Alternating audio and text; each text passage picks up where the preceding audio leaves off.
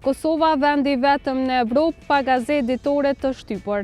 Dikur lajmi nuk vinte me njoftim në telefon, por me gazetë në dorë. Ndërprerja e premtimit u bë gjatë pandemisë COVID-19, periudha 2020-2021.